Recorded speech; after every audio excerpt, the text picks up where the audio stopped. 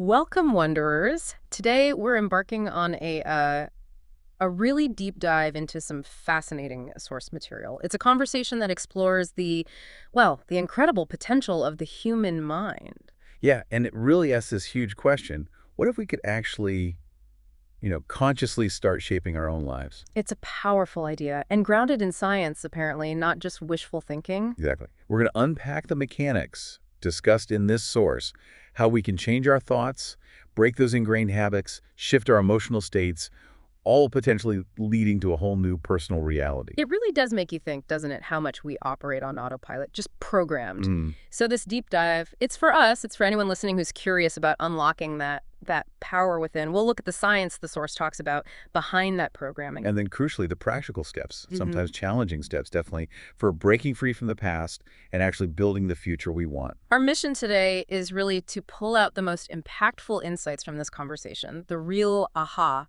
moments.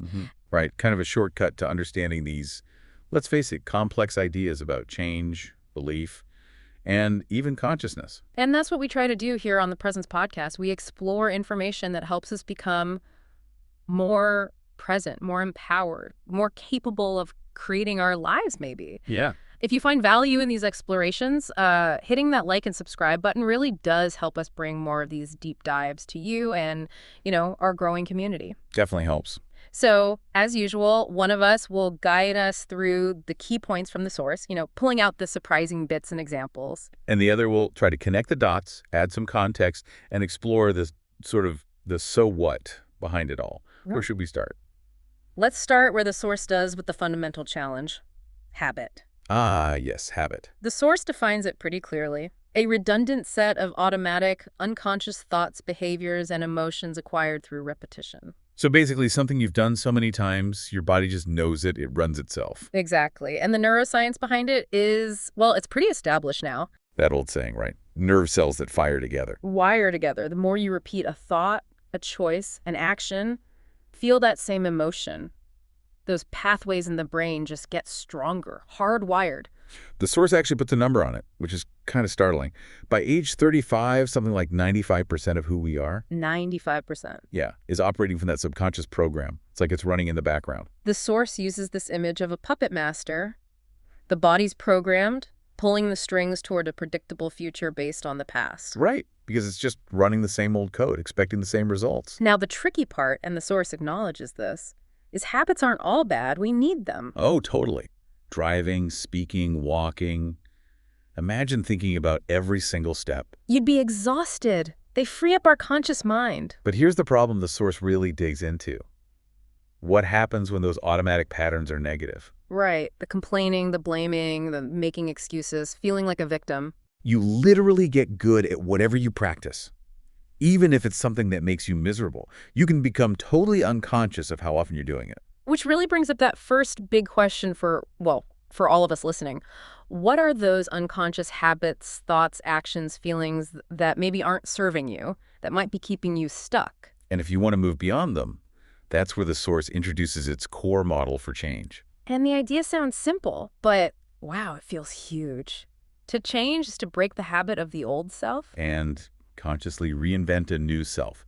It's an active process. And the crucial first step: becoming conscious of the unconscious. Exactly. You have to get so aware of those automatic thoughts, those default behaviors, those knee-jerk emotions, that they just can't slip by unnoticed anymore. Metacognition, right? Thinking about your thinking. Improving yourself. Yeah. And the source is clear. This takes enormous energy and awareness. It's not passive. You can't just wish it away. No. Which leads to a really important point about what change actually requires. It demands a willingness to be uncomfortable. Ah, the discomfort zone. Pretty much. Yeah. To break a habit, you have to leave the familiar, the known, even if it's a known you don't like, and step into the unfamiliar unknown. You have to be okay with that uncertainty.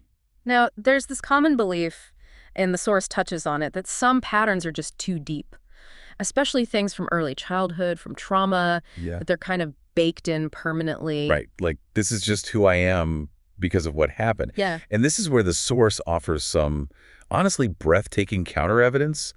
They talk about working with people who've had incredibly difficult, traumatized pasts. Really tough stuff. And witnessing complete transformations. People genuinely freeing themselves from the grip of that past, healing. And it's not just subjective, like, I feel better. The source cites biological proof. Yeah, this is fascinating. When people make these huge internal shifts, their actual biology changes. They've measured it. Brain scans look different. Heart rate variability improves. Even gene expression changes. Gene expression, that's incredible. Thousands of different metabolites, chemical markers in the blood shift. It's like the body is confirming the change happened. Wow. And the source shares some really striking examples, right?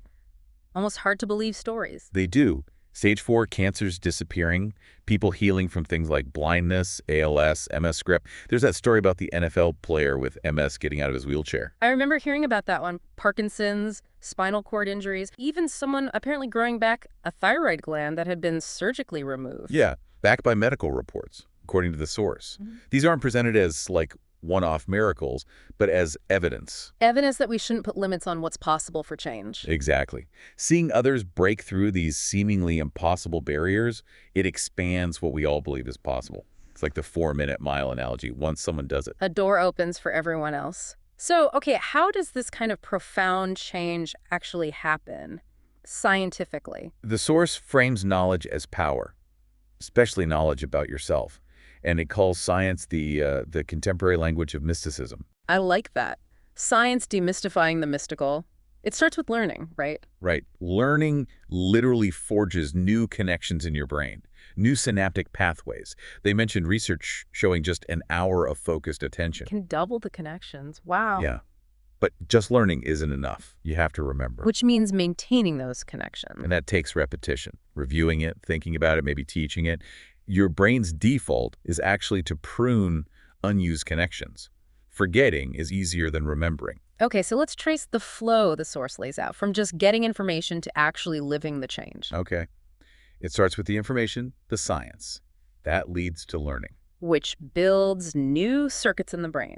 Step 1. Then you review, repeat, maybe teach it. That's like installing the neurological hardware, preparing the brain for the actual experience. Got it. Hardware installed.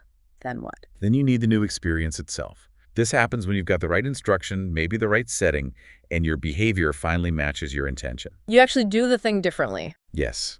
And that new experience enriches those brain circuits, makes them stronger. Okay, circuits getting stronger. And here's the key link.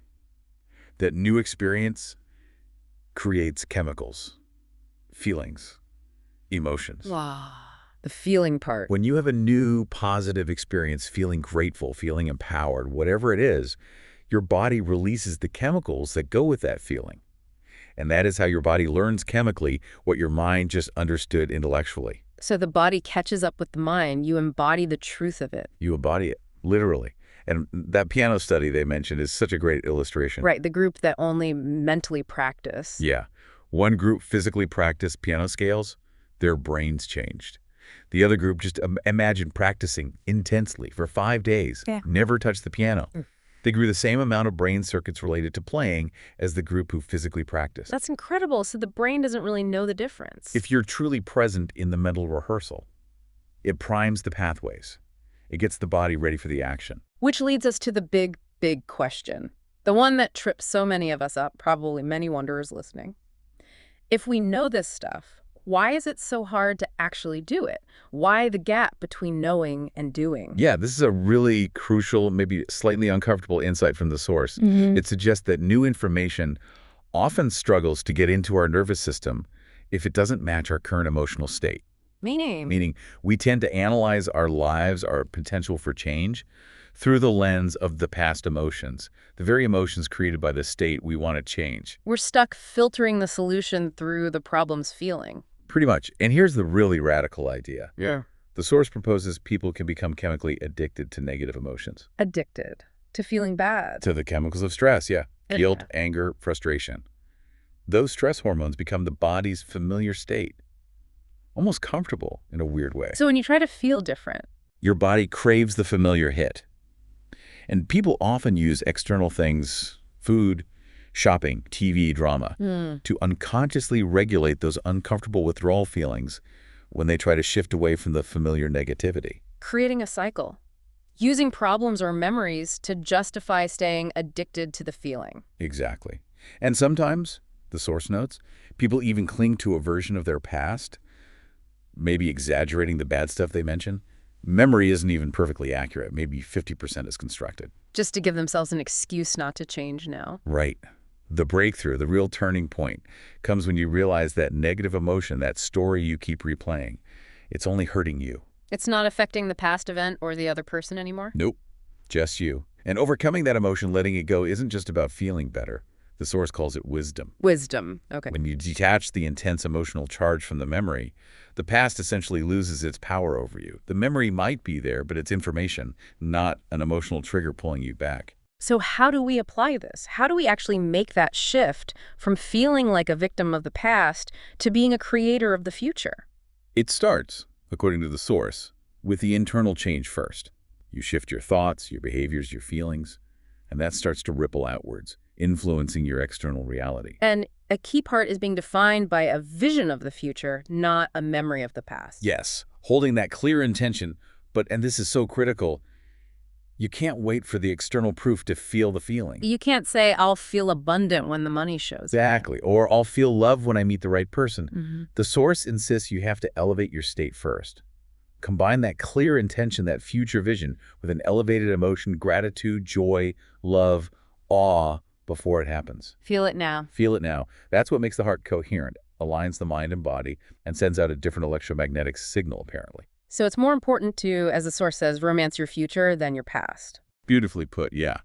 And change really ignites with a decision, a firm intention that carries an energy and amplitude that's stronger than those old programs and emotions. That decision gives your body a taste, a chemical preview of that future feeling. Right now, which circles back to the core idea. New reality requires a new personality. Changing how you consistently think, act, and feel. Which means becoming really conscious of those unconscious patterns that keep you stuck in the old personality. And this is where mental rehearsal becomes such a practical tool. Yes. The source recommends doing it daily. Not just daydreaming, but vividly rehearsing how you will think, act, and feel in specific situations where you usually default to the old way. Like dealing with that annoying relative or resisting the late-night snack or staying calm in traffic. Exactly. You mentally walk through it, feeling the way you want to feel, acting the way you want to act. You prime your brain and body. Rehearse it until it feels more familiar, more natural than the old reaction. You're installing the new hardware through practice, mental practice. And the best times for this. The source points to those moments when your brain waves naturally slow down, right when you wake up, before you get fully analytical, and right before you fall asleep. Moving through those alpha and theta states. Before you grab the phone? Definitely before you grab the phone and plug back into your known world and past identity. So the source offers a pretty direct challenge, doesn't it? A practical experiment for anyone listening, for any wanderer wanting to try this. Yeah, it's quite specific. First, sit down, get still, tame the body. Then go inward. Intentionally lose track of the outer world, the past, the future. Just be present. And in that space, ask, what's the greatest expression of myself today? Then identify maybe just 2 thoughts, 2 behaviors, 2 emotions of the old self you want to leave behind today. Get conscious of them. And then decide, firm intention. How will you think, act, feel instead? How would that greatest version of you show up? And here's the key. Teach your body the new feeling. Yes. Actively conjure up that elevated emotion, kindness, gratitude, joy, empowerment, whatever it is for your vision. And don't get up until you genuinely feel it, until it resonates. Right. Then the challenge is, can you maintain that state throughout the day? If you lose it, notice it, reflect without judgment, and recommit tomorrow. Repetition wires it in. Repetition wires it in. And the source mentioned something cool that happens when you do this consistently. The synchronicities. Yeah, unexpected things start happening externally. Coincidences, opportunities. Yeah. It's like the feedback loop showing your internal shift is having an effect. And that makes it feel less like a chore, more like... I will want to, not a have to. Magic, almost. Kind of feels that way. The source also touched briefly on sort of broader world concerns, right? Feeling overwhelmed by information, disconnection. Yeah, and how fear and anger can be used to keep people stuck in survival mode. Easier to control, perhaps? But it balanced that with the idea of collective potential. Right, that when groups of people come together in an elevated, coherent state, unified hearts and minds, they might actually be able to influence reality on a larger scale. That walk for the world example seemed to embody that. Not just praying for peace, but walking as peace. Being the change, collectively, trying to move the needle. Which kind of leads into some of the deeper, maybe more out there beliefs the source mentioned. Yeah, things they acknowledge might be hard for some people to swallow, like the idea that our perception of reality is, well, incredibly limited. The figure was like less than 1% probability we're seeing the whole picture. Something like that.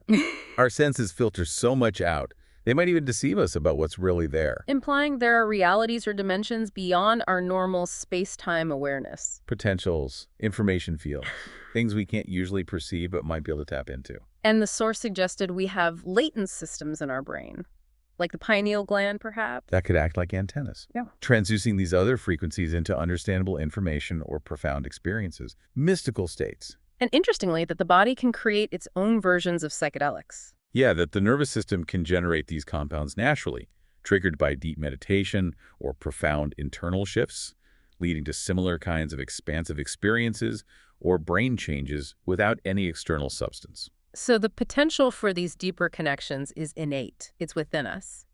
That seems to be the implication. As we wrap up this deep dive, the source also shared some personal reflections, didn't they, about the cost of this work? Yeah, acknowledging the sacrifices personal time, maybe relationships, but emphasizing that seeing people transform makes it absolutely worthwhile. And the importance of having a team, but also really striving to be the example of what you're teaching. Living it, yeah. And their definition of happiness was interesting too. Not about external stuff. No, it was about not needing anything or anyone outside yourself to be happy. Freedom of expression, being comfortable with yourself, loving your work, an internal state. And the catalyst for this whole journey, for the source, that truck accident back in '86. Right. Breaking his spine, refusing surgery, and deciding to heal it using these principles. That was the proof of concept for himself. It leads to that powerful question. What if the worst thing that happened to you Was actually the best thing because of where it forced you to go. A challenging reframe. So if we had to distill the central message from all this. Believe in yourself. Believe in your potential. You are creators, fundamentally. Possibility isn't fixed. It's always open. We're greater, more powerful, maybe more unlimited than we let ourselves believe. So we've covered a lot. The power of habits, good and bad. The conscious effort needed to change. The biological proof of transformation. That surprising idea of addiction to negative emotions. We have a huge potential in combining that clear future vision with elevated emotion and consistent practice, especially using those morning and evening windows. We've seen that just knowing isn't enough. It's about embodying the change. Yeah, it's a journey, becoming more conscious, more present, taking those steps to actively create our reality instead of just letting it happen by default. For us, for the Wanderers listening, it feels less like just information and more like an invitation, doesn't it? An invitation to experiment with possibility in our own lives. Definitely. So maybe a final thought to leave everyone with, drawn from the source material. Consider this possibility. What if the difficult things showing up in life aren't necessarily happening to us by some external force or random chance? But maybe they're happening simply by default, by our not consciously creating something different. What reality are you ready to start consciously creating?